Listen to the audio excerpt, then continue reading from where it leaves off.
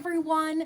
My name is Miss Rachel, and this is Fathom Kids. I am so excited to see you all today. I know we talked last week about a holiday, was it? What was that holiday called again? That's right, Easter. I hope that you all got to do something special for Easter, especially since you guys got the inside scoop, so you will know exactly why we celebrate Easter, which is that Jesus rose from the dead. Today, we are going to talk about how Jesus told two of his disciples that he rose from the dead. Disciple. Disciple's kind of a funny word that we don't use very often, but don't worry. All disciple means is a follower or person who followed and learned from Jesus. These two disciples left Jerusalem after Jesus was crucified and began walking to another town. I don't know about where you guys are, but here it's springtime and we've been on some walks when the weather is nice. Have you guys been taking walks outside too? Well, myself, Miss Rachel, and some of my friends have been on some walks, and I'm not sure if we did them right, but I have you guys. So I want you guys to watch some of our walks and let me know how we did.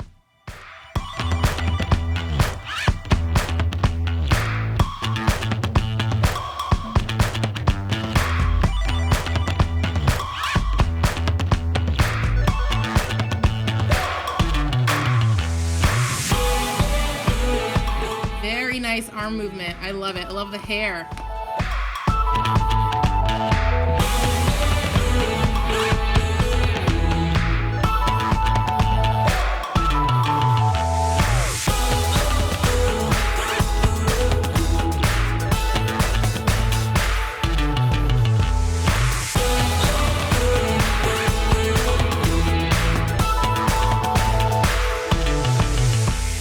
Thanks for watching our silly walks.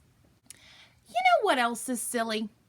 Before Jesus died, he told his disciples that he was going to have to suffer and die and that he was going to rise from the dead.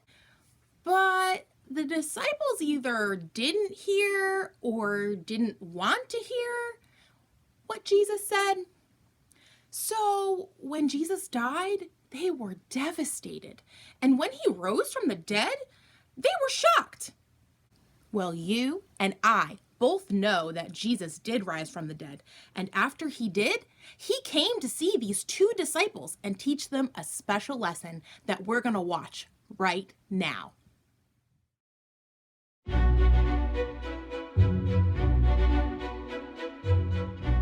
On the day that Jesus rose from the dead, two of Jesus' disciples were walking to a village called Emmaus.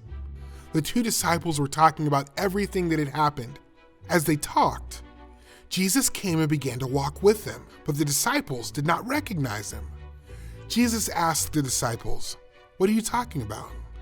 The disciples stopped walking. They looked sad. One of the disciples, Cleopas, answered, "Are you the only one in Jerusalem who hasn't heard what happened?" "What happened?" Jesus asked. So they told him. Jesus of Nazareth was a prophet. He was powerful when he acted and spoke before God and all the people. The religious leaders handed Jesus over to be sentenced to death, and they nailed him to a cross. We had hoped he was the one who would set Israel free. Besides, it's the third day since these things happened. Early this morning, some women went to the tomb and did not find Jesus' body. They saw angels who said that Jesus is alive. Some of our friends went to the tomb, and they too saw that the tomb was empty. Jesus said, "You are foolish to not believe what the prophet said. Isn't this what had to happen to the Messiah?" Then, beginning with Moses and the prophets, Jesus explained to them what all the scriptures said about him.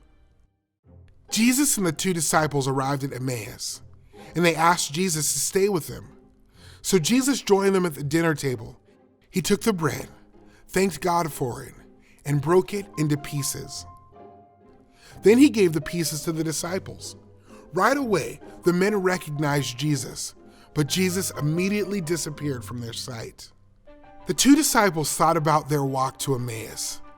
They said, "When Jesus talked to us on the road and explained the scriptures, didn't our hearts feel like they were on fire?"